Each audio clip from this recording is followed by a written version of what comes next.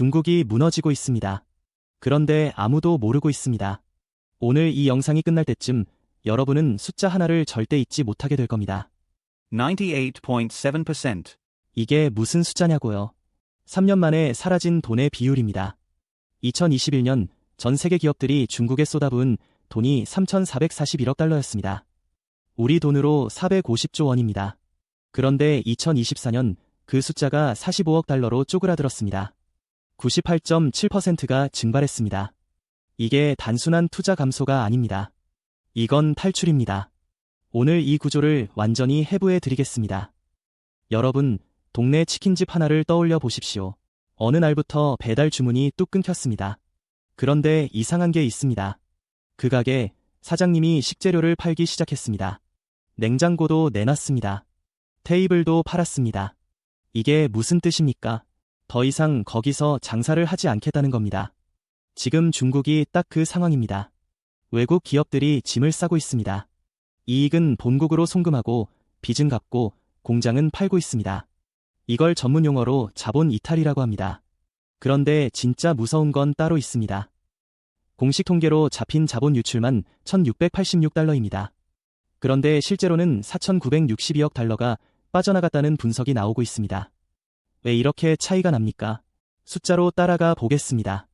공식 경로로 못 빠져나가는 돈이 따로 움직이고 있기 때문입니다.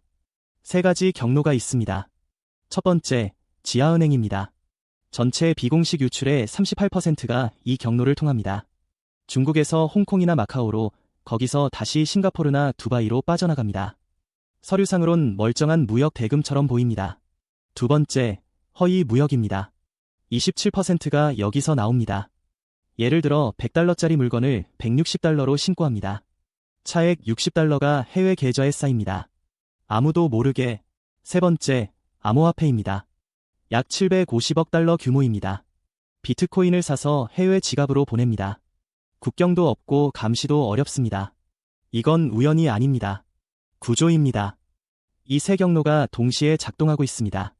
그리고 이 돈의 흐름은 중국 경제의 기초 체력을 천천히 그리고 확실하게 갉아먹고 있습니다. 그런데 여기서 소름 돋는 구조가 나타납니다. 돈만 빠져나가는 게 아닙니다.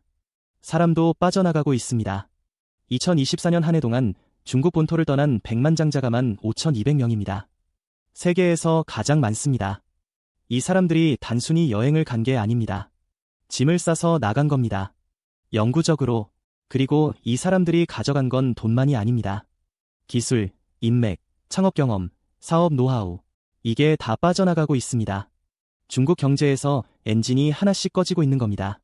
그렇다면 중국 당국은 이걸 가만 보고 있을까요? 절대 아닙니다. 여기서 이 나라의 비밀은 여기서 시작됩니다. 2019년 신장 위구르 자치구 당국이 주민들의 여권을 걷어갔습니다.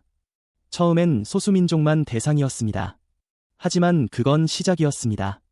2021년 공무원으로 확대됩니다. 2022년 교사와 의사에게로 번집니다. 2023년 은행원과 국영기업 직원들 차례입니다. 그리고 지금 2024년 은퇴자들한테까지 여권을 내놓으라고 합니다. 일하지도 않는 사람들한테. 왜 그럴까요? 중국 전체 인구 중 여권을 가진 사람이 약 12%에 불과합니다. 14억 명 중 1억 7천만 명. 나머지 12억 명은 나라 밖으로 나갈 서류 자체가 없습니다. 이건 우연이 아닙니다. 구조입니다. 그리고 이 구조, 우리가 역사에서 본 적이 있습니다. 동독입니다.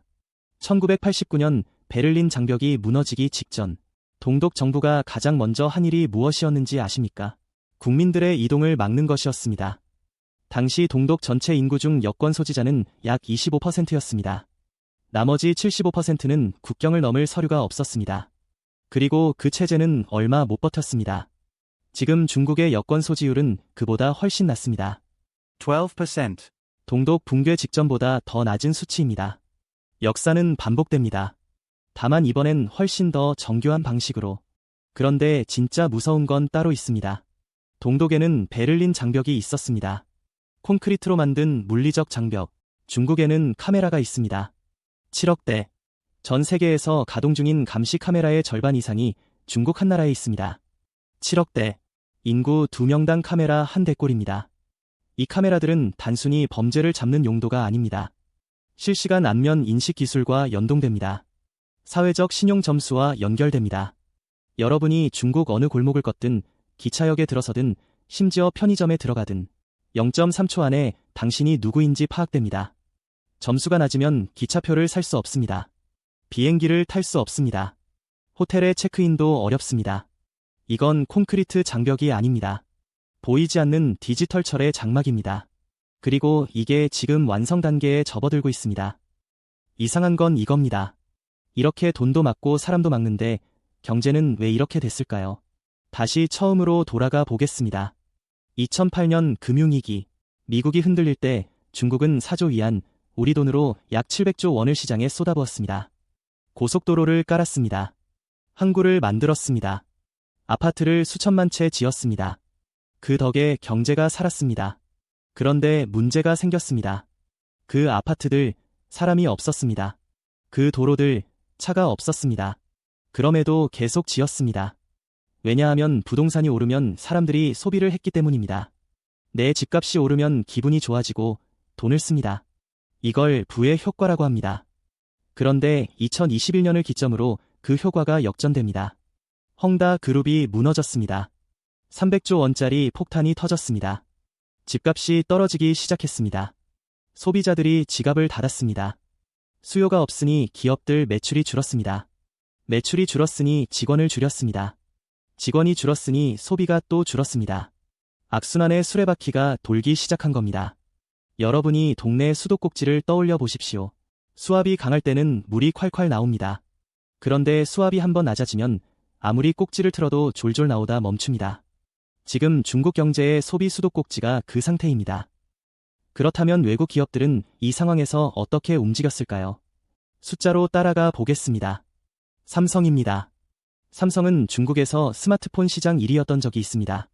한때 점유율 20%를 넘었습니다. 지금은 1% 미만입니다. 1%.